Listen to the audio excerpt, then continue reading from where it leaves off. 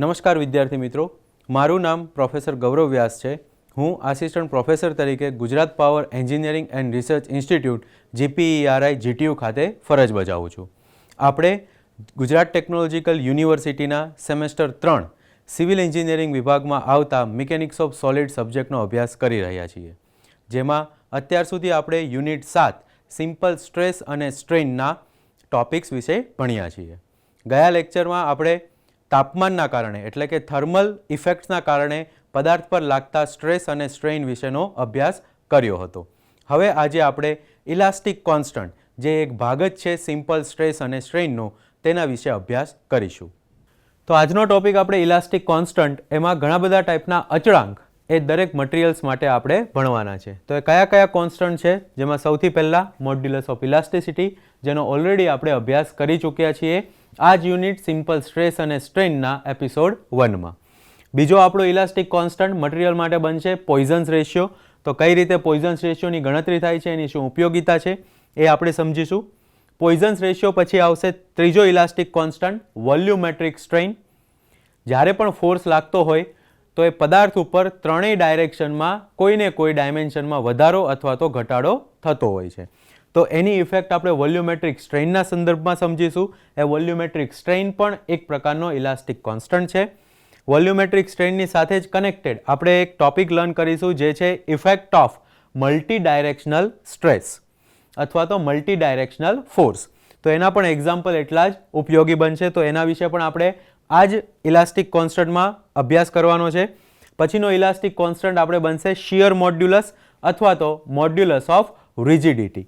તો એની શું ઉપયોગિતા છે પદાર્થ પર, ક્યારે શિયર મોડ્યુલસ અથવા તો મોડ્યુલસ ઓફ રિજિડિટીની આપણે ગણતરી કરવાની થશે, એનો પણ અભ્યાસ કરીશું. અને છેલ્લો ઇલાસ્ટિક કોન્સ્ટન્ટ બનશે આપણે બલ્ક મોડ્યુલસ. બલ્ક મોડ્યુલસ પદાર્થ માટે કઈ રીતના શોધી શકાય છે અને એનો કઈ કઈ જગ્યાએ આપણે ઉપયોગ કરી શકીએ છીએ. આ બધા જ ઇલાસ્ટિક કોન્સ્ટન્ટનો સમજૂતી લીધા પછી એના ઉપરના એક્ઝામ્પલ પણ અગત્યના છે. સાથે સાથે દરેક ઇલાસ્ટિક કોન્સ્ટન્ટનો એકબીજા સાથેનો સંબંધ અને એના રિલેટેડ પણ એક્ઝામ્પલ્સ આપણે સમજીશું. તો આપણે શરૂઆત કરીએ છીએ. Modulus of elasticity. કોઈ પણ મટીરિયલ માટે મોડ્યુલસ ઓફ ઇલાસ્ટિસિટી આપણે દર્શાવવી હોય તો એ આપણે કેપિટલ E વડે દર્શાવીએ છીએ. સ્ટીલ મટીરિયલ માટે આપણને મોડ્યુલસ ઓફ ઇલાસ્ટિસિટી એટલે કે ES, તો આની વેલ્યુ ખ્યાલ છે, જે બનશે 2 × 10⁵ ન્યૂટન પર mm².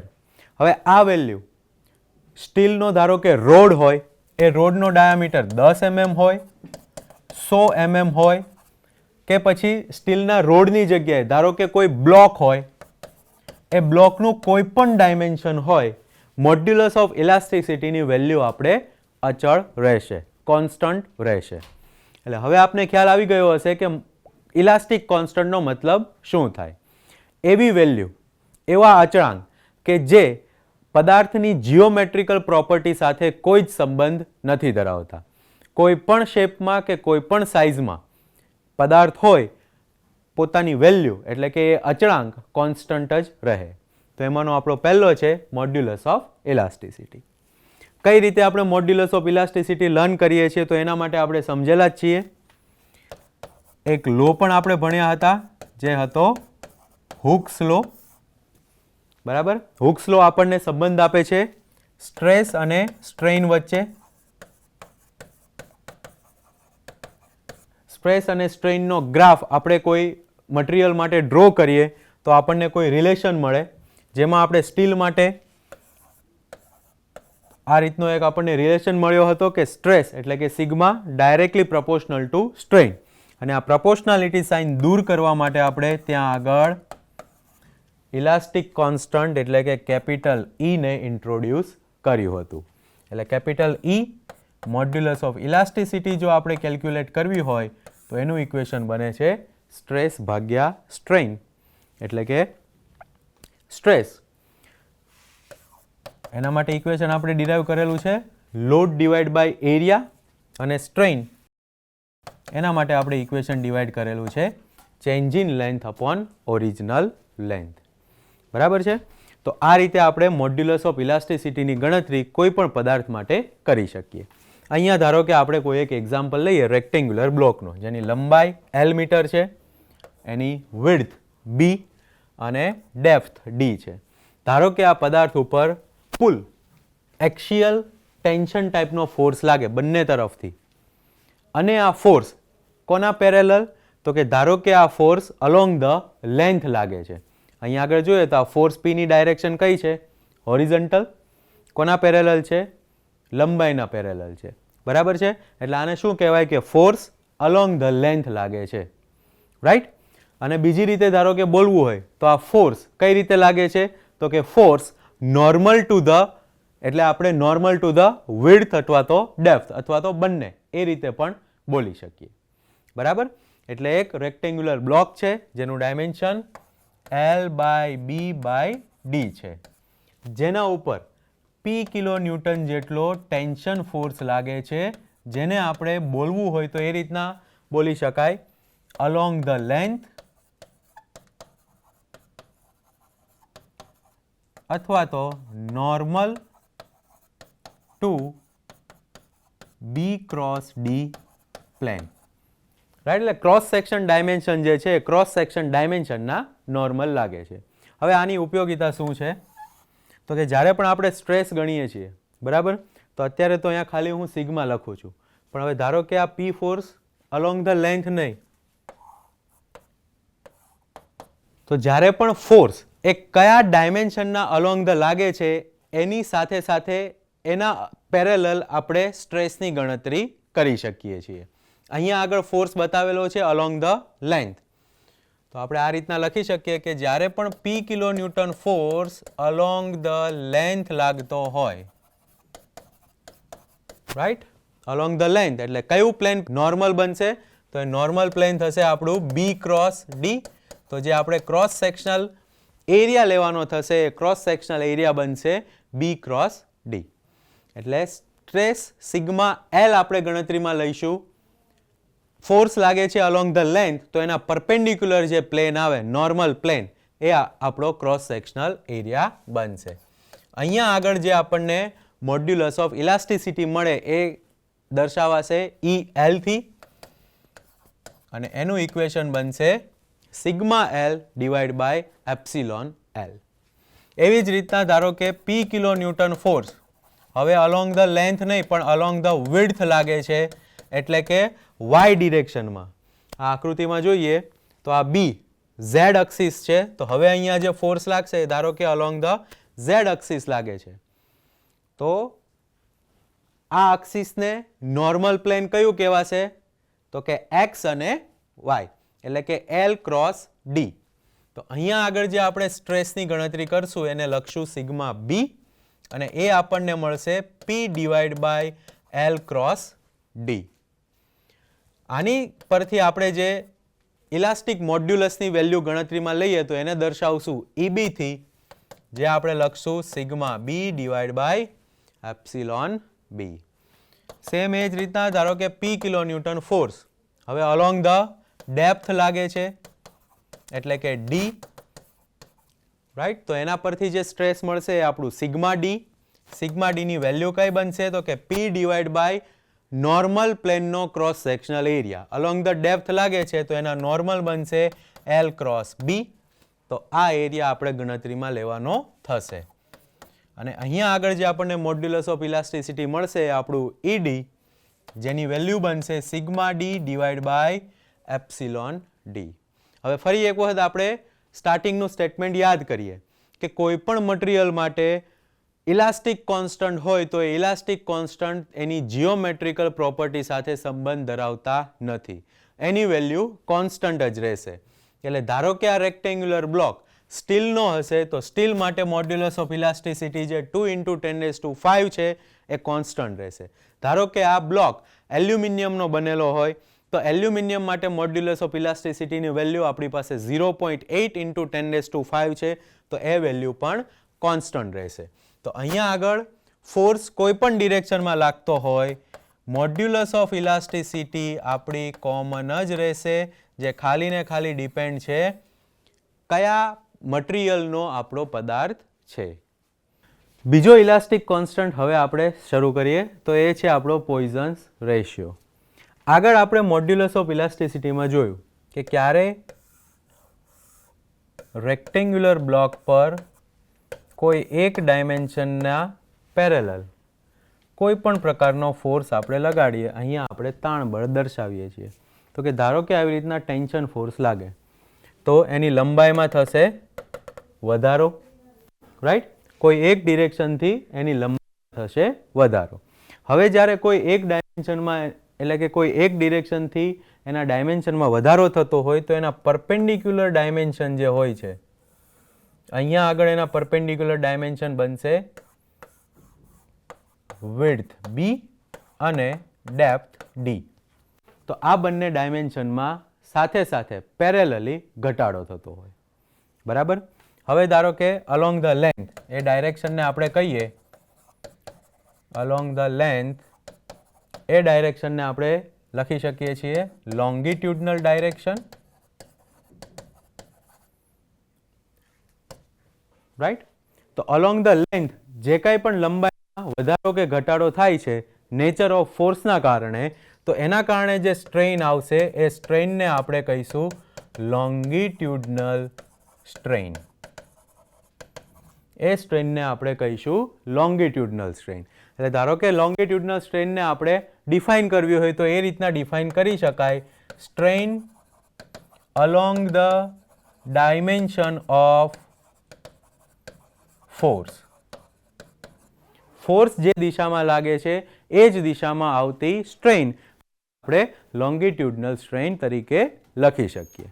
તો હવે એના પરપેન્ડિક્યુલર જે બે બાજુઓ છે એ બે બાજુઓના માપ છે આપણા વિડ્થ b અને ડેપ્થ d.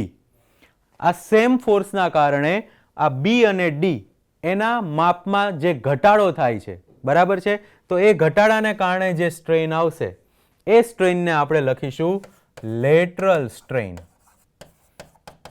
એ સ્ટ્રેઇનને આપણે લખશું લેટરલ સ્ટ્રેઇન. તો લેટરલ સ્ટ્રેઇનને ડિફાઇન કરવી હોય તો આપણે લખી શકીએ strain perpendicular, strain perpendicular to the force, right. Force જે ડિરેક્શનમાં લાગે છે એને પરપેન્ડિક્યુલર ડિરેક્શનમાં જે સ્ટ્રેઇન જનરેટ થાય એને આપણે લેટરલ સ્ટ્રેઇન કહીએ. હવે લોંગિટ્યુડનલ સ્ટ્રેઇન, તો એનું બીજું નામ પણ છે લિનિયર સ્ટ્રેઇન. લોંગિટ્યુડનલ સ્ટ્રેઇનને આપણે લિનિયર સ્ટ્રેઇન તરીકે પણ બોલી શકીએ છીએ.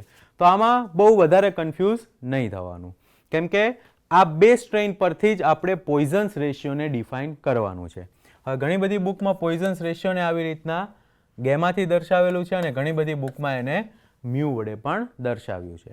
તો તમે પણ ગેમા અથવા મ્યુ વડે આપણે પોઈઝન્સ રેશિયોને દર્શાવી શકીએ છીએ.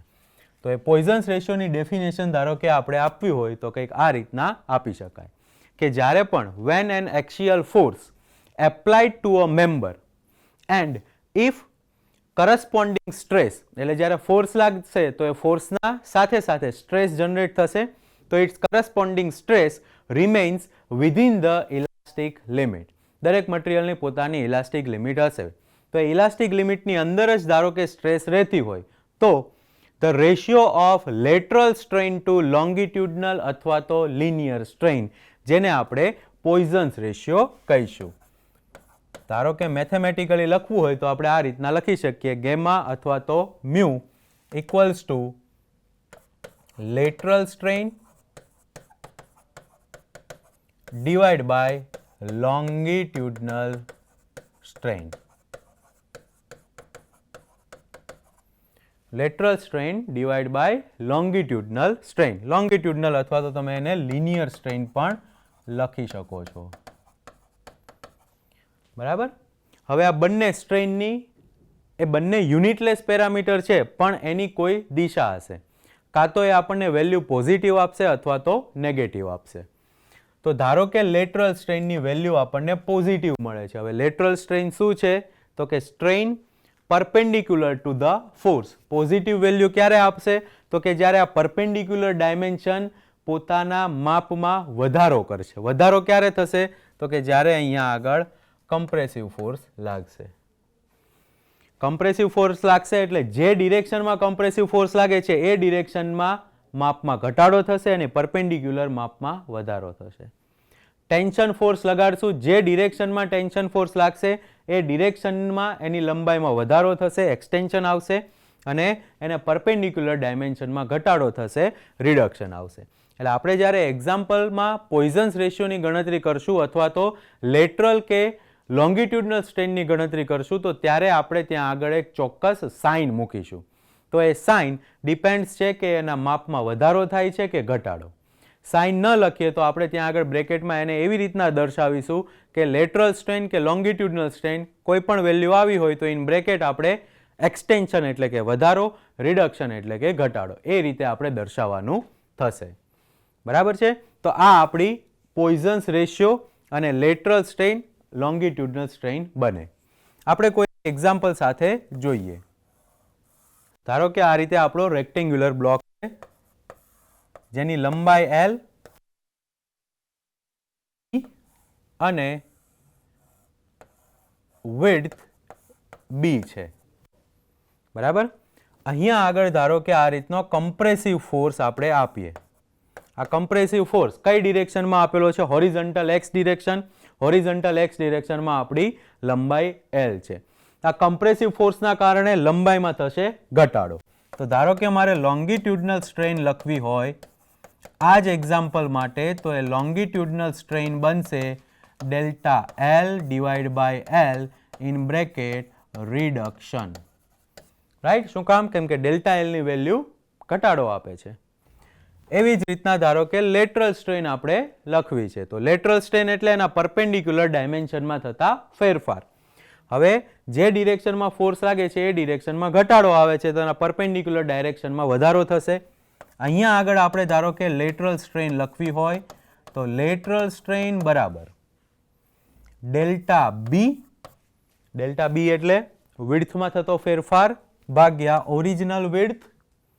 આ વેલ્યુ શું આવશે? તો કે પોતાના ડાયમેન્શનમાં વધારો કરશે એટલે ઇન બ્રેકેટ આપણે એક્સટેન્શન લખીશું. બીજી વેલ્યુ પણ આપણે લેટરલ સ્ટ્રેનને આપી શકીએ જે આપણને મળશે અલોંગ ધ ડેપ્થ. તો ડેપ્થના ડાયમેન્શનમાં થતો ફેરફાર એટલે કે ડેલ્ટા ડી ભાગ્યા ઓરિજિનલ ડેપ્થ. રાઈટ? અહીંયા પણ આ ડેપ્થના ડાયમેન્શનમાં પણ વધારો થશે એટલે ઇન બ્રેકેટ આપણે એને લખીશું એક્સટેન્શન. હવે ધારો કે પોઈઝન્સ રેશિયો લખવો હોય તો એ મ્યુ બરાબર આપણે લખી શકીએ. આ શું છે? રિડક્શન એટલે કે ઘટાડો થાય છે, તો minus delta L by L divide by delta B by B અથવા તો mu is equals to minus delta L by L divide by delta D by D. આ બંનેમાંથી કોઈ પણ ઇક્વેશનનો યુઝ કરીને આપણે પોઈઝન્સ રેશિયો કોઈ પણ પદાર્થ માટે શોધી શકીએ છીએ. બરાબર? બંને વેલ્યુ એક સમાન મળશે. હવે આપણે elastic modulus, modulus of elasticity અને પોઈઝન્સ રેશિયો, આ બંને ઇલાસ્ટિક કોન્સ્ટન્ટના બેઝડ એક્ઝામ્પલ્સ જોઈએ કે જેથી આપણને ખ્યાલ આવે કે કઈ રીતે આ ઇલાસ્ટિક મોડ્યુલસ અથવા તો પોઈઝન્સ રેશિયોની ગણતરી થઈ શકે છે. તો એના રિલેટેડ જ અહીંયા આગળ એક એક્ઝામ્પલ સરળ મૂકેલો છે કે એક રોડ છે જેનો ડાયામીટર 40 mm છે. તો આપણને ડેટામાં સૌથી પહેલા ડાયામીટર આપેલો છે D is equals two 40 mm. એ જ રોડની લેન્થ આપેલી છે, L ની વેલ્યુ 1.2 મીટર એટલે કે 1200 mm એની લંબાઈ આપેલી છે. ઇઝ પુલ્ડ, પુલ્ડ એટલે એને ખેંચે છે, ટેન્શન ફોર્સ લાગે છે. પુલ્ડ બાય એક્સિયલ ફોર્સ, પોતાની અક્ષિસ ઉપર જ લાગે છે. વેલ્યુ આપેલી છે 200 કિલો ન્યૂટન. ટેન્શન ફોર્સની વેલ્યુ 200 કિલો ન્યૂટન આપણને આપેલી છે. ધ લેન્થ ઓફ રોડ, હવે આ 200 કિલો ન્યૂટન ફોર્સના કારણે જે રોડ છે એના ડાયમેન્શનમાં થતા ફેરફાર આપ્યા છે. The length of rod is increased by 2 mm એટલે કે ડેલ્ટા L ની વેલ્યુ આપણને 2 mm આપેલી છે અને diameter got reduced by 0.006 mm. Right? તો આ બંને વેલ્યુ એટલે કે એના ડાયમેન્શનમાં થતા ફેરફાર આપેલા છે. તો ડિટરમાઇન મોડ્યુલસ ઓફ ઇલાસ્ટિસિટી અને પોઈઝન્સ રેશિયો બંનેની આપણે ગણતરી કરવાની છે. તો સૌથી પહેલા આપણે મોડ્યુલસ ઓફ ઇલાસ્ટિસિટી ગણીએ. હવે જે આ ફોર્સ આપેલો છે એ ફોર્સ અલોંગ ધ લેન્થ લાગે છે, એટલે જે એરિયા આપણે લઈશું એ એરિયા આપણો બનશે પરપેન્ડિક્યુલર, એટલે કે normal two that length. Normal two that length એટલે કે ડાયામીટર. તો સ્ટ્રેસની ગણતરી ધારો કે આપણે કરવી હોય તો એ બને P/A. બરાબર. પીની વેલ્યુ આપણને આપેલી છે 200 કિલો ન્યૂટન, એને ન્યૂટનમાં કન્વર્ટ કરતા 200 × 10⁻³ ડિવાઈડ બાય એરિયા. ડાયામીટર આપેલો છે એટલે કે સર્ક્યુલર સેક્શન છે, તો એ સર્ક્યુલર સેક્શનનો એરિયા આપણે π/4 ડાયામીટર સ્ક્વેર પરથી શોધી શકીએ. આની તમે ગણતરી કેલ્ક્યુલેટરમાં કરશો એટલે તમને જવાબ મળશે 159.23 159.23 ન્યૂટન પર mm². આ વેલ્યુ થઈ આપણે સ્ટ્રેસની. હવે સ્ટ્રેસ મળી ગયું. મોડ્યુલસ ઓફ ઇલાસ્ટિસિટી માટે આપણે હજુ પણ એક ડાયમેન્શનની જરૂર છે, જે છે સ્ટ્રેઇન. તો અહીંયાથી આપણને સ્ટ્રેઇન મળી શકે. અલોંગ ધ લેન્થ લાગે છે એટલે લોંગિટ્યુડનલ સ્ટ્રેઇન આપણી બનશે અલોંગ ધી લેન્થ EL. શું ઇક્વેશન છે એનું? Delta L upon L. Delta L change in length આપેલો છે 2 mm, તો 2 ડિવાઈડ બાય ઓરિજિનલ લેન્થ આપણને આપેલી છે 1200. આનો તમે આન્સર ધારો કે ગણતરી કરશો તો મળશે આપણને 0.0016. સ્ટ્રેન એ યુનિટલેસ પેરામીટર છે એટલે કોઈ જ યુનિટ આપણે ત્યાં આગળ દર્શાવીશું નહીં. આ જ આપણી બનશે લોંગિટ્યુડનલ અથવા તો લિનિયર સ્ટ્રેઇન. તો હવે આના પરથી મોડ્યુલસ ઓફ ઇલાસ્ટિસિટી આપણને મળે સ્ટ્રેસ ડિવાઈડ બાય સ્ટ્રેઇન. સ્ટ્રેસની વેલ્યુ છે 159.23 ડિવાઈડ બાય 0.0016. આની આપણે ગણતરી કરતા આપણને આન્સર મળશે 99,518.75. હવે યુનિટ ઉપર સ્ટ્રેસનો યુનિટ આપણે ન્યૂટન પર mm² છે, નીચે સ્ટ્રેન આપણો યુનિટલેસ પેરામીટર છે એટલે આ યુનિટ આપણો બનશે ન્યૂટન પર mm². બરાબર. અને હજુ પણ સરળતાથી લખી શકીએ આપણે 9.95 1 2 3 4 into 10⁴ 1 મેગાપાસ્કલ ઇક્વલ્સ ટુ 1 ન્યૂટન પર mm². તો અહીંયા આગળ આપણે યુનિટ મેગાપાસ્કલમાં પણ લખી શકીએ. તો આ આપણી વેલ્યુ બનશે મોડ્યુલસ ઓફ ઇલાસ્ટિસિટી, જે આપણને સ્ટાર્ટિંગમાં કેલ્ક્યુલેટ કરવાની કીધી છે. હવે સેકન્ડ ઇલાસ્ટિક કોન્સ્ટન્ટ જે આપણી પાસે માંગ્યો છે એ છે પોઈઝન્સ રેશિયો મ્યુ. તો એનું ઇક્વેશન છે lateral strain divide by longitudinal અથવા તો લિનિયર સ્ટ્રેઇન. હવે લોંગિટ્યુડનલ સ્ટ્રેઇનની વેલ્યુ ઓલરેડી કેલ્ક્યુલેટ કરેલી છે, જે છે આપણી 0.0016. લેટરલ સ્ટ્રેઇન કેલ્ક્યુલેટ કરવાનું છે. લેટરલ સ્ટ્રેઇન એટલે કે જે ડિરેક્શનમાં ફોર્સ લાગતો એની પરપેન્ડિક્યુલર ડાયરેક્શનની સ્ટ્રેઇન. એનું પરપેન્ડિક્યુલર ડાયરેક્શન અહીંયા આગળ આપણો ડાયામીટર છે. તો એ લેટરલ સ્ટ્રેઇન સૌથી પહેલા ગણીએ. Lateral strain equals to change in diameter by original diameter, delta D/D. હવે ડેલ્ટા D ની વેલ્યુ અહીંયા આગળ લખેલી છે 0.006 ડિવાઈડ બાય ઓરિજિનલ ડાયામીટર, જેની વેલ્યુ આપણને આપેલી છે 40 mm. આની આપણે ગણતરી ધારો કે કેલ્ક્યુલેટરમાં કરીએ તો આન્સર મળશે 0.3 × 0.15. આ આપણી બનશે લેટરલ સ્ટ્રેઇન અને આપણે લખી શકીએ એપ્સિલોન લેટ. બરાબર. હવે આપણે આ પોઈઝન્સ રેશિયોમાં વેલ્યુ મૂકીએ તો mu is equals to lateral strain, જેની વેલ્યુ છે 0.3 × 0.15 ડિવાઈડ બાય લોંગિટ્યુડનલ સ્ટ્રેઇન, જેની વેલ્યુ આપણે ગણી છે 0.2 × 0.16. આની ગણતરી ધારો કે કેલ્ક્યુલેટરમાં કરો તો આપણો આન્સર આવશે 0.11. પોઈઝન્સ રેશિયો એ બે સ્ટ્રેઇનનો ગુણોત્તર છે. બંને સ્ટ્રેઇન યુનિટલેસ પેરામીટર છે, એટલા માટે પોઈઝન્સ રેશિયોનો કોઈ જ યુનિટ રહેશે નહીં. પોઈઝન્સ રેશિયો પણ યુનિટલેસ પેરામીટર બનશે. તો કંઈક આ રીતે આપણે સિમ્પલ એક્ઝામ્પલને સોલ્વ કરી શકીએ જેમાં બે ઇલાસ્ટિક કોન્સ્ટન્ટની ગણતરી આપણે કરી, મોડ્યુલસ ઓફ ઇલાસ્ટિસિટી અને પોઇઝન્સ રેશિયો. મોડ્યુલસ ઓફ ઇલાસ્ટિસિટી અને પોઇઝન્સ રેશિયોના જ રિલેટેડ કોઈક એક્ઝામ્પલ આ ફોર્મમાં પણ પૂછાઈ શકે. અહીંયા આગળ શું છે તો કે એક બ્લોક આપેલો છે જેનું ડાયમેન્શન 1200 બાય 250 બાય 400 છે, એટલે લેન્થ આપણી 1200 mm, વિડ્થ આપણને આપી છે 250 mm અને ડેપ્થ આપણને આપેલી છે 400 mm. It is loaded by a compressive load of 14 kilonewton along the 400 mm dimension. 400 mm dimension છે ને ત્યાં આગળ લાગે છે, એટલે આપણે ધારો કે સ્કેચ ડ્રો કરીએ અને સ્કેચમાં એને દર્શાવીએ. બરાબર, વિડ્થ કેટલી છે 250 mm, એટલે આ ડાયમેન્શન આપણું 250, આ વર્ટિકલ ડાયમેન્શન 400 અને લેન્થ આપણને આપેલી છે 1200. બધી જ વેલ્યુઝ mm માં છે. હવે ફોર્સ ક્યાં લાગે છે તો કે અલોંગ ધી 400 mm, એટલે 400 mm ને પેરેલલ આ ડિરેક્શનમાં ફોર્સ લાગે છે. કયો નેચર છે? કમ્પ્રેસિવ, એટલે બંને તરફથી એને કમ્પ્રેસ કરશે અને એની વેલ્યુ પણ આપેલી છે. કમ્પ્રેસિવ લોડ લાગે છે 1400 કિલોન્યુટન, 1400 કિલોન્યુટન. અહીંયા આગળ આપણે કેલ્ક્યુલેટ કરવાનું છે find the change in dimension. Right, change in dimension એટલે કે લંબાઈમાં કેટલો ફેરફાર થશે, વિડ્થમાં કેટલો ફેરફાર થશે અને ડેપ્થ ડેલ્ટા ડી ડેપ્થમાં કેટલો ફેરફાર થશે. આ ત્રણેય વસ્તુ આપણે શોધવાની છે. સાથે સાથે અહીંયા આગળ આપણને બે બીજી વેલ્યુઝ પણ આપેલી છે. બંને વેલ્યુ આપણા ઇલાસ્ટિક કોન્સ્ટન્ટ છે, જેમાં એક છે મોડ્યુલસ ઓફ ઇલાસ્ટિસિટી 2 × 10⁵ અને સેકન્ડ છે પોઇઝન્સ રેશિયો એટલે કે 0.3. હવે અહીંયા આગળ આપણે શોધી શકીએ.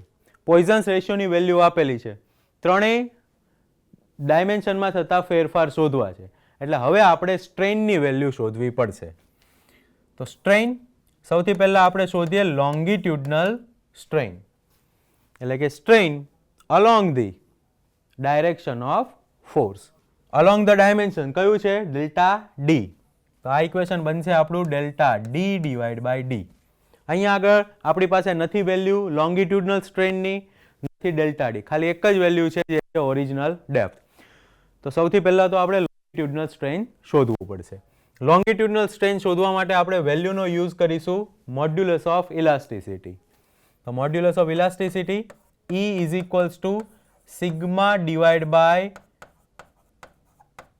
લોંગિટ્યુડનલ સ્ટ્રેઇન અથવા તો લિનિયર સ્ટ્રેઇન. બરાબર છે, જેમાં મોડ્યુલસ ઓફ ઇલાસ્ટિસિટીની વેલ્યુ આપણને આપેલી છે તો 2 × 10⁵. સ્ટ્રેસ, સ્ટ્રેસ એટલે આપણે થશે load divide by area, P divide by area. આપણે આ જ ઇક્વેશન પરથી લોંગિટ્યુડનલ સ્ટ્રેઇન શોધવાના છીએ. તો અહીંયા આગળ લોંગિટ્યુડનલ સ્ટ્રેઇનને કરતા બનાવી દઈએ, વેલ્યુ મૂકીએ. P બરાબર આપણને આપેલો છે 1400 કિલોન્યુટન, એને ન્યૂટનમાં કન્વર્ટ કરો, ડિવાઇડ બાય એરિયા. હવે એરિયા કયો લઈશું? અલોંગ ધ 400 mm, તો એના પરપેન્ડિક્યુલર પ્લેન એટલે 1200 બાય 250 એ આપણો એરિયા બનશે 1200 બાય 250, રાઈટ, ડિવાઇડ બાય 2 × 10⁵. એ પણ આ બાજુ નીચે જ જશે 2 × 10⁵. સમજાણું? અહીંયા આગળ આપણે P ની વેલ્યુ મૂકી 1400. એરિયા, એરિયાને મેં ગણતરીમાં લીધો કે જે ડાયરેક્શન, જે દિશામાં આપણો ફોર્સ લાગતો હતો એને નોર્મલ પ્લેન વાય એક્સિસમાં લાગે છે, તો વાય એક્સિસને નોર્મલ પ્લેન આપણું XZ બને, એટલે કે 1200 બાય 250. તો એ 1200 બાય 250 એ આપણો ક્રોસ સેક્શનલ એરિયા બને જ્યારે ફોર્સ આ તરફ લાગતો હોય. અને મોડ્યુલસ ઓફ ઇલાસ્ટિસિટીની વેલ્યુ આપણે સામે લઈ ગયા. તો આના પરથી આપણને લોંગિટ્યુડનલ સ્ટ્રેઇનની વેલ્યુ મળે. આની ગણતરી આપણે કેલ્ક્યુલેટરમાં કરીએ તો લોંગિટ્યુડનલ સ્ટ્રેઇનનો આપણને આન્સર મળશે. તો એ આન્સર આપણો આવે છે 2.33 × 10⁻⁵. આ આપણી બને છે લોંગિટ્યુડનલ સ્ટ્રેઇન. હવે અહીંયા લોંગિટ્યુડનલ સ્ટ્રેઇન બરાબર જ લખેલું છે ડેલ્ટા ડી બાય ડી.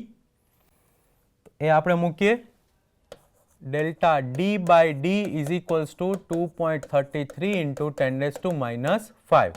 તો અહીંયાથી આપણને મળશે ચેન્જ ઇન ડેપ્થ. ડી સામેની બાજુ લઈ જઈએ 2.33 into 10⁵ multiplied by D depth 400 mm આપેલી છે તો એ સેમ 400 mm અહીંયા આગળ મૂકશું ઇન્ટુ 400 mm. તો હવે આપણને અલોંગ ધ ડેપ્થ કેટલો ફેરફાર થશે એ મળશે. તો એ આન્સર આપણો આવે છે 0.00934 934. બરાબર, બધી જ વેલ્યુ એમએમમાં છે એટલે આ ફેરફાર પણ આપણો એમએમમાં આવશે. હવે અહીંયા આગળ ફરી વખત આકૃતિમાં જુઓ તો આ 400 mm બાજુને શું કરે છે? કમ્પ્રેસ. તો આ જે લંબાઈમાં ફેરફાર આવશે એ આપણું રિડક્શન થશે. એ ફેરફાર આપણો રિડક્શન બનશે. આપણને લોંગિટ્યુડનલ સ્ટ્રેનની વેલ્યુ પણ મળી ગઈ અને સાથે સાથે ડેલ્ટા ડી. હવે ડેલ્ટા બી અને ડેલ્ટા એલની વેલ્યુ શોધવાની છે. આ બંને લેટરલ સ્ટ્રેનના સંદર્ભમાં આવશે એટલે હવે આપણે અહીંયા આગળ પોઈઝન્સ રેશિયોનો યુઝ કરીશું. Poisson's ratio mu is equals to આપણી પાસે ઇક્વેશન છે lateral strain divide by longitudinal અથવા તો લિનિયર સ્ટ્રેન. બરાબર, મ્યુની વેલ્યુ આપણને આપેલી છે જે છે 0.3. તો એ મૂકીએ 0.3. લેટરલ સ્ટ્રેન તો અહીંયા આગળ સૌથી પહેલાં આપણે ડેલ્ટા એલના સંદર્ભમાં મૂકીએ તો delta L by L divide by longitudinal strain. એ લોંગિટ્યુડનલ સ્ટ્રેનની વેલ્યુ આપણે ગણતરી કરી 2.33 into 10⁻⁵. 2.33 into 10⁻⁵ સામેની બાજુ જશે. અહીંયા આગળ ડેલ્ટા એલ બાય એલ છે તો એલ સામેની બાજુ જશે. એલની વેલ્યુ આપણને આપેલી છે 1200 mm. તો multiplied by 1200 is equals to delta L. તો હવે અહીંયા આગળ આપણને ડેલ્ટા એલનો જવાબ મળશે. આની ગણતરી કરતાં આપણને ડેલ્ટા એલનો આન્સર મળે છે 0.0081. બરાબર. હવે જે ડિરેક્શનમાં કમ્પ્રેસિવ ફોર્સ લાગતો હતો ત્યાં આગળ ડાયમેન્શનમાં ઘટાડો થયો તો અહીંયા આગળ ડાયમેન્શનમાં વધારો થશે. તમે ઇન્ક્રીમેન્ટ અથવા તો ઇન બ્રેકેટ એક્સટેન્શન લખી શકો છો. ડેલ્ટા એલ મળી ગયો. હવે એક વસ્તુ બાકી છે જે આપણું ડેલ્ટા બી. તો અગેઇન સેમ ઇક્વેશનનો યુઝ કરશું. Mu is equals to lateral strain એટલે કે delta B divide by B into longitudinal strain. આ ઇક્વેશન પરથી હવે ડેલ્ટા બી નો આન્સર લઈશું. બધી જ વેલ્યુ મૂકીએ તો mu is equals to 0.3. B width જે આપણને આપેલી છે 250 mm. લોંગિટ્યુડનલ સ્ટ્રેન જે આપણે ગણતરી કરી આન્સર આવ્યો છે 2.33 into 10⁵. રાઈટ, બધી જ જે આપણી પાસે અનનોન હતા એની વેલ્યુઝ મૂકેલી છે. આની ગણતરી કરતાં આપણને ડેલ્ટા બી નો આન્સર મળશે જે આન્સર આપણો બને છે 0.0016. તો આ આપણા લંબાઈ અથવા તો માપમાં થતો ફેરફાર છે જે આપણને પૂછ્યું હતું કે ચેન્જ ઇન ડાયમેન્શન શોધો. આનો પણ યુનિટ mm બનશે અને એના માપમાં પણ વધારો થશે કેમ કે પરપેન્ડિક્યુલર ડાયરેક્શનમાં આ માપ આપણને મળે છે. બરાબર. તો આ રીતના કોઈ સિમ્પલ એક્ઝામ્પલ આપણને પૂછાઈ શકે. અહીંયા આગળ આ એક્ઝામ્પલ આપણે જોયો એ હતો રેક્ટેન્ગ્યુલર બ્લોકનો. તો ધારો કે કંઈક ચેન્જ કરીને સર્ક્યુલર રોડ કે એવો કોઈક એક્ઝામ્પલ મળી શકે. વોલ્યુમેટ્રિક સ્ટ્રેન એટલે કે જ્યારે પણ આપણે ફોર્સ લાગતો હોય છે તો એ ફોર્સના કારણે કોઈ પણ શેપનો પદાર્થ હશે તો એના બધા જ ડાયમેન્શનમાં ફેરફાર થતો હોય. તો જ્યારે એના વોલ્યુમના સંદર્ભમાં આપણે સ્ટ્રેનની ગણતરી કરવી હોય તો એ સ્ટ્રેનને કહેવાશે વોલ્યુમેટ્રિક સ્ટ્રેન. તો આનું આપણે વોલ્યુમેટ્રિક સ્ટ્રેનનું ધારો કે ઇક્વેશન લખવું હોય તો epsilon V is equals to લખી શકાય change in volume divide by original volume. બરાબર. તો આપણે લખી શકીએ ચેન્જ ઇન વોલ્યુમ એટલે કે delta V divide by original volume. હવે આ જ વોલ્યુમેટ્રિક સ્ટ્રેન આપણે અલગ અલગ શેપના પદાર્થ માટે શોધી શકીએ. જેમાં સૌથી પહેલા આપણે લઈએ રેક્ટેન્ગ્યુલર બાર. તો કે ધારો કે એક રેક્ટેન્ગ્યુલર બાર છે જેના ડાયમેન્શન છે L cross B cross D. ધારો કે આ રેક્ટેન્ગ્યુલર બાર ઉપર આપણે ટેન્શન ફોર્સ લગાડીએ છીએ અલોંગ ધ લેન્થ જેની ઇન્ટેન્સિટી P કિલોન્યુટન મૂકીએ તો આ ટેન્શન ફોર્સના કારણે એની લંબાઈમાં જે ફેરફાર થશે એ આપણું ડેલ્ટા એલ, વિડ્થમાં જે ફેરફાર થશે એ આપણું ડેલ્ટા બી અને ડેપ્થમાં જે ફેરફાર થશે એ આપણો ડેલ્ટા ડી બનશે. જ્યારે આ ફોર્સ લાગશે તો એક તો આપણે અહીંયા શોધી શકશું ઇક્વેશન પ્રમાણે ઓરિજિનલ વોલ્યુમ. તો આ રેક્ટેન્ગ્યુલર બ્લોકનું ઓરિજિનલ વોલ્યુમ કેટલું થશે? L cross B cross D. હવે ચેન્જ ઇન વોલ્યુમ આપણે શોધવું છે. જો ચેન્જ ઇન વોલ્યુમ માટે આપણી પાસે ઇક્વેશન બનશે વી ડેશ માઇનસ વી. વી ડેશ એટલે કે ફોર્સ લાગશે, લંબાઈમાં જે ફેરફાર થાય છે, લંબાઈમાં ફેરફાર થયા પછીનું વોલ્યુમ આપણું બનશે વી ડેશ.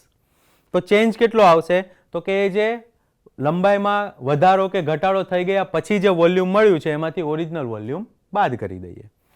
તો અહીંયા આગળ ધારો કે મારે વી ડેશ લખવું હોય તો એ વી ડેશ બનશે લંબાઈમાં ફેરફાર થઈને ડાયમેન્શન લંબાઈના ફોર્મમાં કેટલું થયું હશે? તો કે એલ પ્લસ ડેલ્ટા એલ.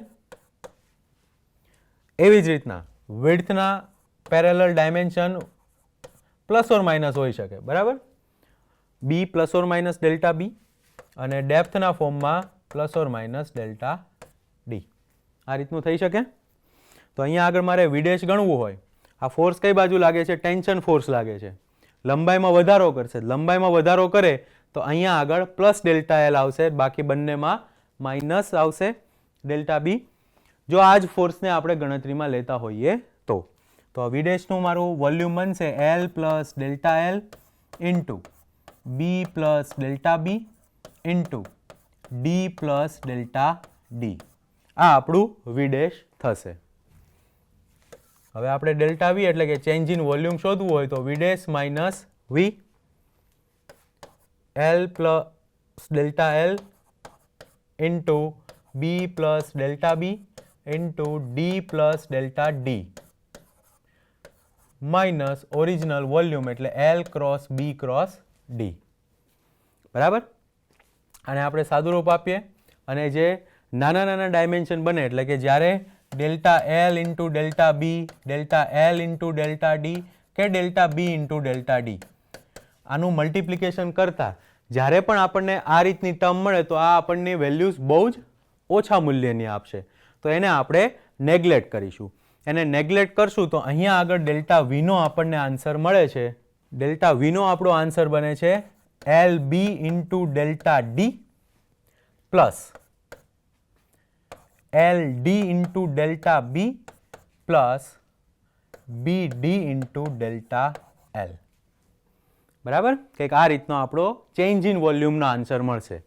મેં જેમ કહ્યું એમ કે આને મલ્ટિપ્લિકેશન કરતાં ઘણી બધી ટર્મિનોલોજીઝ આપણને delta L into delta B એટલે કે બે ચેન્જ ઇન ડાયમેન્શનનો ગુણાકાર આપશે. ચેન્જ ઇન ડાયમેન્શન બહુ જ ઓછા મૂલ્યની વેલ્યુ હોય, બે ઓછા મૂલ્યની વેલ્યુનો ગુણાકાર કરતાં આન્સર આપણો ઘણો નાનો થાય એટલે બધી જ વેલ્યુઝને આપણે નેગ્લેક્ટ કરીએ. એને નેગ્લેક્ટ કરતાં ફાઇનલ આન્સર આપણો કંઈક આ રીતનો રહેશે. હવે આ ઇક્વેશનમાં વોલ્યુમ મૂકીએ. Volumetric strain is equals to change in volume, તો જે છે એ આપણે મૂકીએ plus L D into delta B plus B D into delta L divide by original volume L cross B cross D.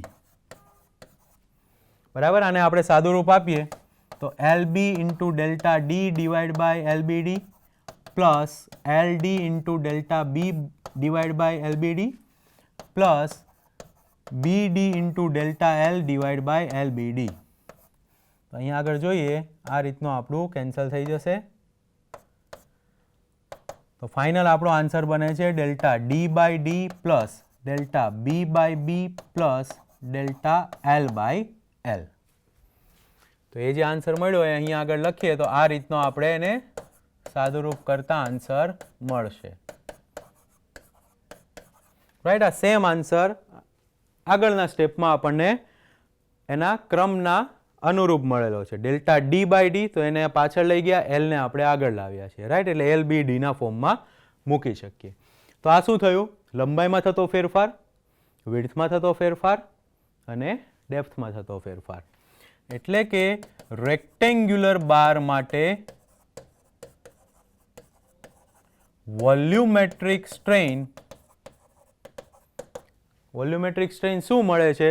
તો કે EV is equals to EL strain along the length plus EB strain along the width plus ED strain along the depth. બરાબર, એ રીતના આપણને આ volume મળશે rectangular bar માટે. Arithmetic sum of individual strain along the all dimension. બરાબર, એ આપણી volumetric strain બનશે રેક્ટેન્ગ્યુલર બાર માટે. સેકન્ડ, ધારો કે વોલ્યુમેટ્રિક સ્ટ્રેન એક સિલિન્ડર માટે શોધવી છે. તો સિલિન્ડર કે જેની હાઇટ અથવા તો લંબાઈ આપણે L લઈએ અને ડાયામીટર D લઈએ.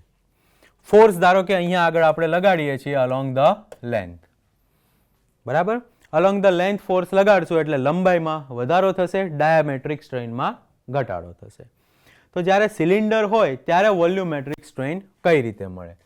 ઇક્વેશન તો આપણું સેમ રહેવાનું છે, change in volume by original volume. હવે જ્યારે સિલિન્ડર હોય તો સિલિન્ડર માટે વોલ્યુમનું ઇક્વેશન શું છે? યાદ હશે દરેકને, π/4 d² h. h ની જગ્યાએ અહીંયા આગળ આપણે L મૂકેલું છે એટલે L. ડેલ્ટા V, તો એનું ઇક્વેશન બનશે V' માઇનસ V. V' એટલે કે ફોર્સ લાગ્યા પછી ડાયમેન્શનમાં થતા ફેરફાર, એનું વોલ્યુમ. તો એ V' આપણું કેટલું થશે? સૌથી પહેલા V' શોધતા પહેલા આ ફોર્સ લાગવાથી લંબાઈમાં જે વધારો થશે એ L પ્લસ ડેલ્ટા L અને ડાયામીટરમાં જે વધારો થશે એ D પ્લસ ડેલ્ટા D બનશે. તો હવે અહીંયા આગળ V' કેટલું આવશે? π/4 d² D. હવે ખાલી D નથી, D પ્લસ ડેલ્ટા D છે. તો π/4 D plus delta D² into L. હવે એ પણ ખાલી L નથી, L પ્લસ ડેલ્ટા L છે. તો આ આપણું બનશે V'. હવે ડેલ્ટા V ના ઇક્વેશનમાં એનું વેલ્યુ મૂકીએ તો π/4 D પ્લસ ડેલ્ટા D એનો હોલ સ્ક્વેર છે અને આપણે છૂટું પાડીએ તો π/4 d² plus 2D into delta D. Right, આ રીતે આપણે એને છૂટું પાડીએ છીએ. a plus b whole square હોય તો a² plus 2ab plus b² જે કરીએ છીએ એ જ ફોર્મેટમાં અહીંયા છૂટું પાડીએ છીએ. અને ડેલ્ટા D તો એનો whole square delta D² in bracket L plus delta L. આ થયું V' માઇનસ V. તો V નું ઇક્વેશન શું છે? π/4 d² L. રાઈટ, આને આપણે અંદર મલ્ટીપ્લાઇડ કરીએ, π/4 આખામાંથી બહાર લઈ લઈએ તો π/4. સૌથી પહેલાનું મલ્ટીપ્લિકેશન આપીએ છીએ તો d² L plus 2D delta DL plus delta D² into L plus d² into delta L plus 2D delta D into delta L plus delta D² into delta L. અહીંયા આગળ માઇનસ d² L સેમ રહેશે તો minus d² L. અહીંયા આગળ જોઈએ તો delta D² વાળી આપણી પાસે બે ટર્મ છે, એને નેગ્લેક્ટ કરીશું. ડેલ્ટા D ડેલ્ટા L વાળી ટર્મ્સને નેગ્લેક્ટ કરીશું. આ પણ ડેલ્ટા D ડેલ્ટા અને ડેલ્ટા L વાળી ટર્મ આવશે તો એને પણ નેગ્લેક્ટ કરીશું. તો આને નેગ્લેક્ટ કરતા આપણને આન્સર મળશે ડેલ્ટા V નો. તો એ આન્સર આપણો આવશે π/4 d² ડેલ્ટા L પ્લસ જે બાકી રહેલી ટર્મ 2D, બાકી રહેલી આપણી ટર્મ આ d² L લઈ લીધું, d² ડેલ્ટા L આ ટર્મ આપણી આવી ગઈ. બાકીની ટર્મને નેગ્લેક્ટ કરેલી છે અને જે ટર્મ આપણી બાકી રહે છે એ 2D L delta D, 2DL delta D. તો આ આપણી ચેન્જ ઇન વોલ્યુમનું ઇક્વેશન બનશે. એ વેલ્યુને હવે વોલ્યુમેટ્રિક સ્ટ્રેઇનમાં મૂકીએ તો delta V plus 2DL delta D divide by π/4 d² L. π/4 સૌથી પહેલા કેન્સલ થઈ જશે. અહીંયા આગળ d² delta L divide by d² L. Right, plus 2DL delta D divide by d² L. બરાબર છે. તો અહીંયા આગળ LL કેન્સલ થઈ જશે, એક D વધશે, એક D ઉપરનો કેન્સલ થઈ જશે. તો તો ફાઇનલ આન્સર આપણો આવશે અહીંયા આગળથી ડેલ્ટા સ્ક્વેર કેન્સલ થઈ જશે. તો વોલ્યુમેટ્રિક સ્ટ્રેઇન સ્ફિયર માટે ફાઇનલ આન્સર આપણે અહીંયા લખી શકીએ. અહીંયા બાકી રહે છે ડેલ્ટા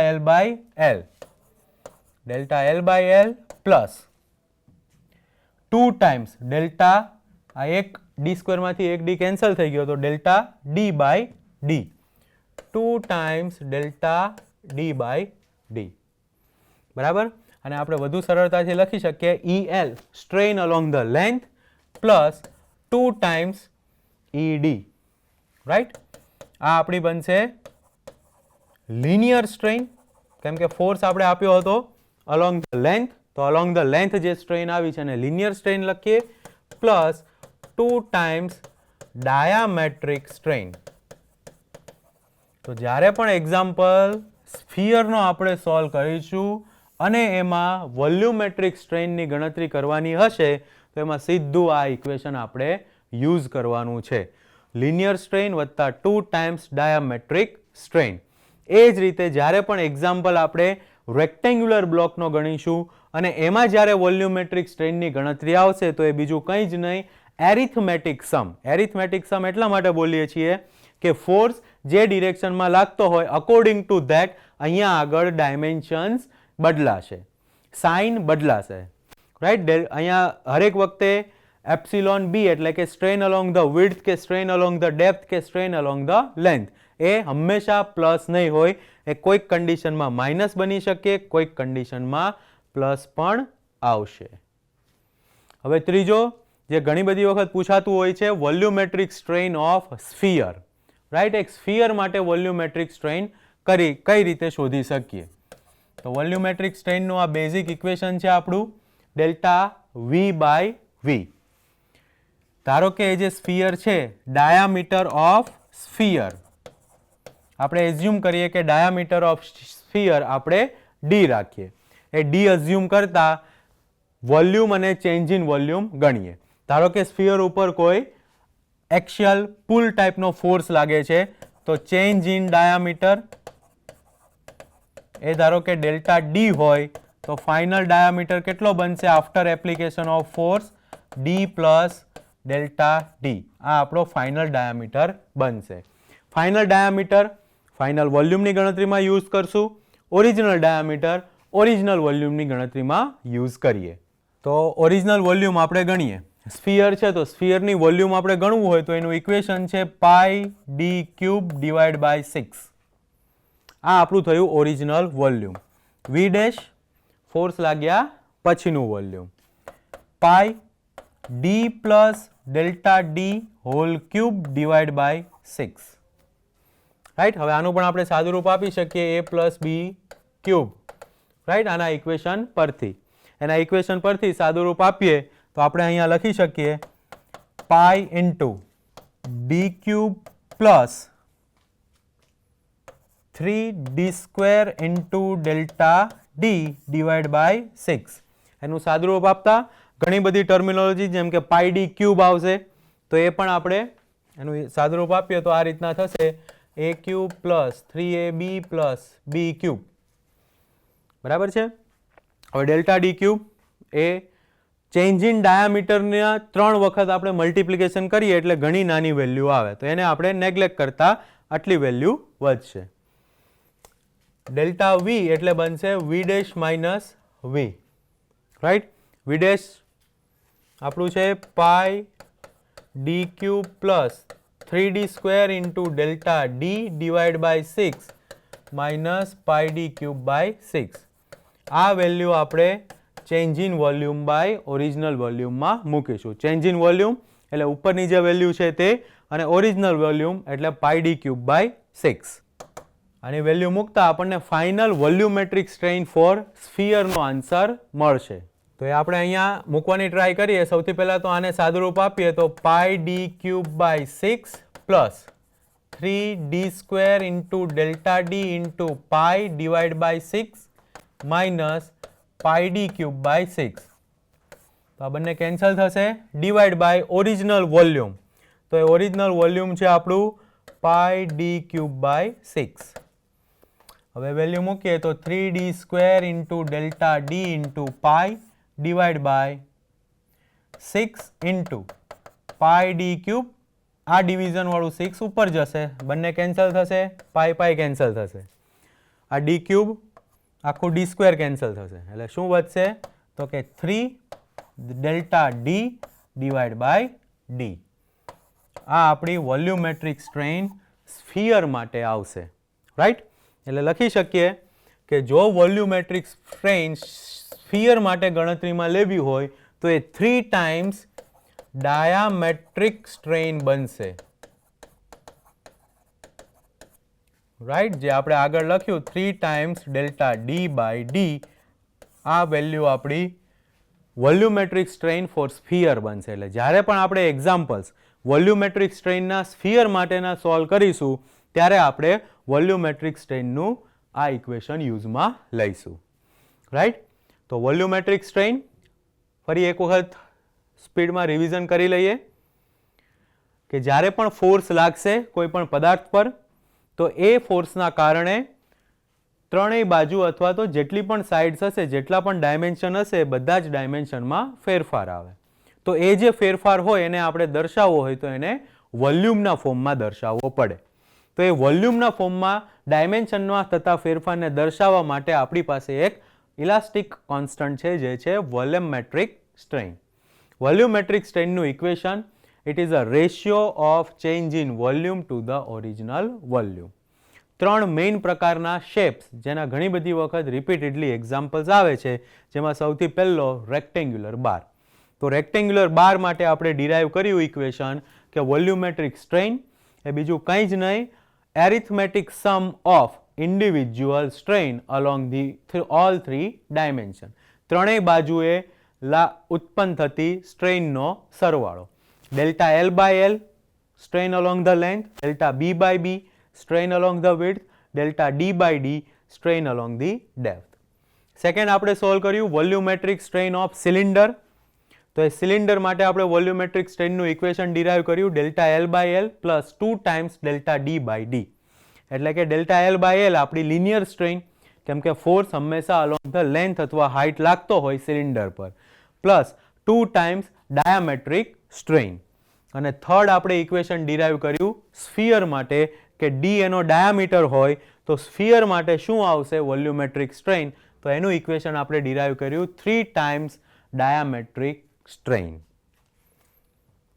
હવે આની સાથે જ જ્યારે પણ વોલ્યુમેટ્રિક સ્ટ્રેઇન એટલે ત્રણેય બાજુએ થતા લંબાઈ અથવા તો માપમાં ફેરફાર આપણે ગણતા હોઈએ તો એને વોલ્યુમેટ્રિક સ્ટ્રેઇનના ફોર્મમાં લઈએ. હવે એ ત્રણેય બાજુમાં જે ફેરફાર થાય છે, ત્રણેય બાજુના માપમાં જે ફેરફાર થાય છે, એ ફેરફાર કોના લીધે થાય છે તો કે ખાલી એક જ ડિરેક્શનમાં લાગતા ફોર્સના કારણે. હવે ધારો કે ફોર્સ એક જ ડિરેક્શનમાં નથી લાગતો, એક કરતાં વધારે ડિરેક્શનમાં લાગે છે, તો એની ઇફેક્ટ કઈ રીતે આપણે દર્શાવી શકીએ, બરાબર છે. તો અહીંયા આગળ આપણે એક એક્ઝામ્પલ લઈએ. એક્ઝામ્પલમાં છે રેક્ટેન્ગ્યુલર બ્લોક. રેક્ટેન્ગ્યુલર બ્લોકમાં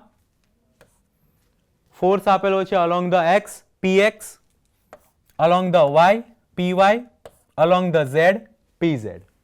અલોંગ ધ એક્સ જે ફોર્સ છે એ આપણો અલોંગ ધ લેન્થ બનશે, અલોંગ ધ વાય જે ફોર્સ છે એ આપણો અલોંગ ધ ડેપ્થ બનશે, અને અલોંગ ધ ઝેડ જે pz ફોર્સ છે એ આપણો અલોંગ ધ વિડ્થ બનશે, બરાબર.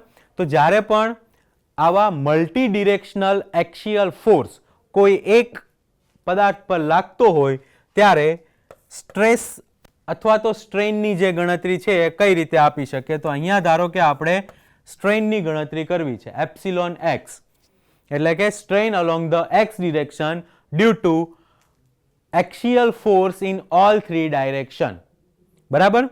હવે એક્સ ડિરેક્શનમાં ફોર્સ લાગતો હોય તો આ એક્સ ડિરેક્શનમાં લાગતા ફોર્સના કારણે બીજી બે ડિરેક્શનમાં શું આવશે, લેટરલ સ્ટ્રેઇન,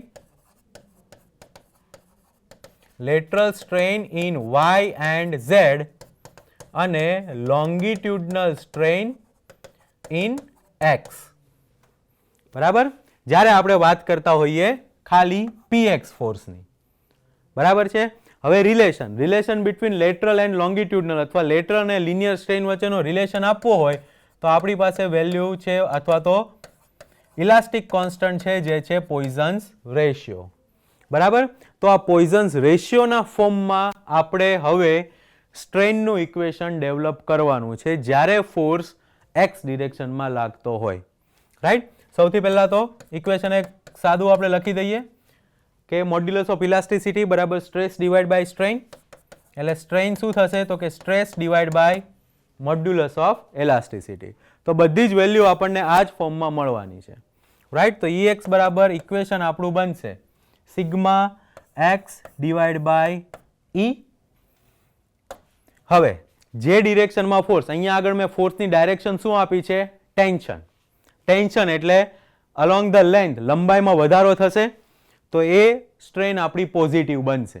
એનાથી પરપેન્ડિક્યુલર જે બે ડિરેક્શન છે બંને ડાયરેક્શનની સ્ટ્રેન આપણી નેગેટિવ આવશે. નેગેટિવ એટલે અહીંયા આગળ હું માઇનસ લખું છું કે જે એના માપમાં ઘટાડો આપશે. એટલે માઇનસ મ્યુ. મ્યુ એટલે પોઈઝન્સ રેશિયો, જે આપણો રિલેશન આપશે લેટરલ અને લોંગિટ્યુડનલ સ્ટ્રેન વચ્ચે. Mu into sigma Y by E minus mu into sigma Z by E.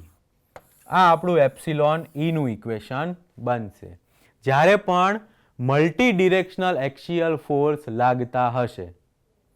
બરાબર છે.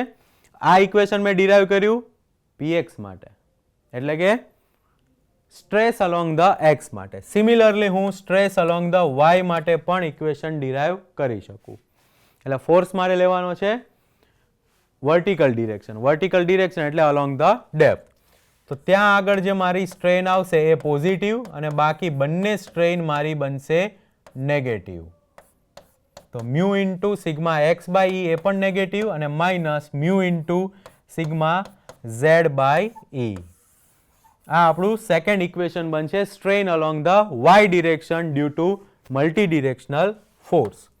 અને એવી જ રીતના strain along the Z direction, તો Z sigma Z by E આ ટર્મ આપણી પોઝિટિવ રહેશે. પોઝિટિવ એટલા માટે કેમ કે અલોંગ ધ ઝેડ, તો એ ડાયરેક્શનના અલોંગ જે સ્ટ્રેન જનરેટ થશે પોઝિટિવ, બાકી બંને સ્ટ્રેન આપણી નેગેટિવ આવશે. તો minus mu into sigma X by E minus mu into sigma Y by ઈ.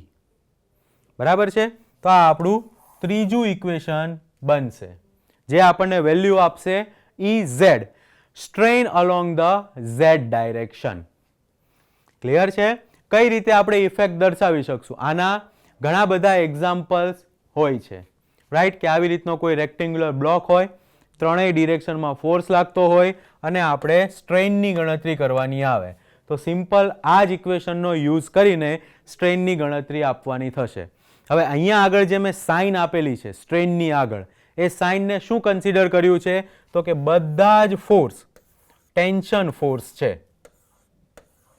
ત્રણેય ડિરેક્શનમાં જે ફોર્સ આપેલા છે ત્રણેય ડિરેક્શનના ફોર્સ PX, PY, PZ એ ટેન્શન નેચરમાં છે.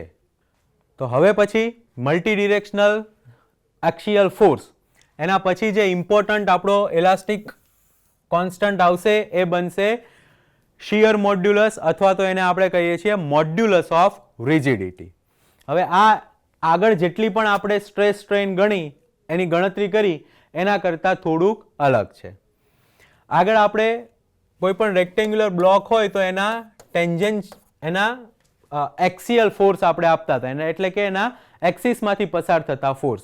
હવે ધારો કે ફોર્સ એક્સિસમાંથી પસાર નથી થતો, રાઈટ. આવી રીતનો ધારો કે આ રેક્ટેન્ગ્યુલર ક્યુબ છે, એનું આ પ્લેન જે છે ADEF, એના ટોપ ઉપર ફોર્સ લાગે છે. એટલે આ ફોર્સ ક્યાં આગળ લાગે છે તો કે પ્લેન ADBC ઉપર લાગે છે. ABCD પ્લેન ઉપર S કિલો ન્યૂટન જેટલો ફોર્સ લાગે છે. બરાબર. તો આ ટાઈપના ફોર્સને સૌથી પહેલા તો શું કહેવાય તો એક નામ આવશે આ ટાઈપના ફોર્સને આપણે કહીશું શિયર ફોર્સ. રાઈટ. એટલે કે ફોર્સ કે જે અક્ષિસ ઉપર નહીં પણ પ્લેન રેક્ટેન્ગ્યુલર ક્યુબના કોઈ પ્લેન ઉપર લાગે છે. પ્લેન ઉપર લાગતા ફોર્સને આપણે કહીશું શિયર ફોર્સ. રાઈટ. તો આ શિયર ફોર્સના કારણે જે સ્ટ્રેસ જનરેટ થશે આપેલ પદાર્થ પર એને આપણે કહેવાશે શિયર સ્ટ્રેસ. એ ટાઈપની સ્ટ્રેસને કહેવાશે શિયર સ્ટ્રેસ. શિયર સ્ટ્રેસને આપણે ઇન્ડિકેટ કરીશું રોમન લેટર ટાઉથી. ખાસ યાદ રાખજો શું છે શિયર ફોર્સ, તો પદાર્થની એક્સિસ ઉપર નહીં પણ એક પ્લેનને પેરેલલ લાગે છે અને બીજા પ્લેનને નોર્મલ ફોર્સ લાગે છે, તો એ ફોર્સ આપણા શિયર ફોર્સ બનશે. શિયર ફોર્સના કારણે જે સ્ટ્રેસ જનરેટ થશે એ સ્ટ્રેસ આપણી શિયર સ્ટ્રેસ આવશે અને શિયર સ્ટ્રેસને આપણે ટાઉ તરીકે દર્શાવશું. હવે આનો એક આપણે સિમ્પલ વર્ટિકલ ડાયાગ્રામ જોઈએ. રાઈટ, લેફ્ટ હેન્ડ સાઈડથી એનો વ્યૂ જોઈએ તો આપણને અહીંયા ઉપર દેખાશે AD, નીચે હશે EF. ફોર્સ અહીંયા આવી રીતના લાગે છે. રાઈટ, તો આ ફોર્સના કારણે એ છેડો ડિફ્લેક્શન લેશે અને ડી છેડો પણ ડિફ્લેક્શન લેશે. A થી થઈ જશે A', D થી થઈ જશે D', અને આ આવશે આપણું ડિફ્લેક્શન ડેલ્ટા L. હવે જ્યારે શિયર ફોર્સ ના કારણે જે શિયર સ્ટ્રેસ જનરેટ થાય છે અને આ ટર્મિનોલોજીના કારણે જે આ લંબાઈમાં કે ડાયમેન્શનમાં ફેરફાર થાય છે એ ફેરફારને આપણે એંગલના ફોર્મમાં દર્શાવવાનો છે. રાઈટ, અને એ સ્ટ્રેઇન આપણી બનશે શિયર સ્ટ્રેઇન ગામા. રાઈટ, દરેક સાઈડથી જોઈએ તો આ રીતના થશે. કઈ રીતના કેલ્ક્યુલેટ કરી શકાય, તો કે ધારો કે આ વર્ટિકલ હાઇટ આપણી L જેટલી હોય, બરાબર, તો આ છે tan ગામા. રાઈટ, કે આ એંગલ બન્યો હોય બહુ જ નાના એમાઉન્ટનો એંગલ બન્યો હોય તો tan gamma is equals two gamma આપણે મૂકી શકીએ. શિયર સ્ટ્રેનને ગામા વડે દર્શાવીએ છીએ. તો એ ગામા ઇઝ ઇક્વલ્સ ટુ શું થશે, tan થીટા બરાબર સામેની બાજુ ભાગ્યા પાસેની બાજુ delta L divide by L. ઘણી બધી વખત અહીંયા h હાઇટ છે એટલે h તરીકે પણ આપ્યું હોય તો એ વેલ્યુ બનશે ડેલ્ટા L બાય h અથવા તો ડેલ્ટા L બાય L. આ આપણી થશે શિયર સ્ટ્રેઇન. બરાબર છે, એટલે અલગ પ્રકારની જ આપણે સ્ટ્રેસની ગણતરી કરી. કયો સ્ટ્રેસ, તો કે શિયર ફોર્સના કારણે લાગતો સ્ટ્રેસ. એ શિયર ફોર્સના કારણે થતો લંબાઈમાં ફેરફાર અને એના કારણે લાગતી સ્ટ્રેઇન એટલે કે શિયર સ્ટ્રેઇન. શિયર સ્ટ્રેસને ટાઉ વડે દર્શાવીએ છીએ અને શિયર સ્ટ્રેઇનને ગેમા વડે દર્શાવીએ છીએ. આ બંને પેરામીટરને કમ્બાઇન કરતા એક મોડ્યુલસ આપણને મળે. જે રીતના ઇલાસ્ટિક મોડ્યુલસ ડેવલપ થયો છે સિમ્પલ સ્ટ્રેસ અને સ્ટ્રેઇન પરથી, એ જ રીતે મોડ્યુલસ ઓફ રિજિડિટી અથવા તો શિયર મોડ્યુલસ આપણે લખી શકીએ. શિયર મોડ્યુલસ અને મોડ્યુલસ ઓફ રિજિડિટીને કેપિટલ C અથવા તો કેપિટલ G વડે આપણે દર્શાવી શકીએ. તો કે C અથવા તો G is equals to simple equation છે shear stress divide by shear strain. બરાબર, કેપિટલ C અથવા તો કેપિટલ G એટલે કે શિયર મોડ્યુલસ અથવા તો મોડ્યુલસ ઓફ રિજિડિટી બરાબર shear stress tau divide by shear strain gamma. Similar elastic constant જેવી રીતે આપણે મોડ્યુલસ ઓફ ઇલાસ્ટિસિટી છે, પણ મોડ્યુલસ ઓફ રિજિડિટીની અને મોડ્યુલસ ઓફ ઇલાસ્ટિસિટીની ધારો કે વેલ્યુ કમ્પેર કરવી હોય તો મોડ્યુલસ ઓફ રિજિડિટી એ કોઈ પણ મટીરિયલની એના મોડ્યુલસ ઓફ ઇલાસ્ટિસિટી કરતાં 30 થી 50% રેન્જમાં આપણને મળે.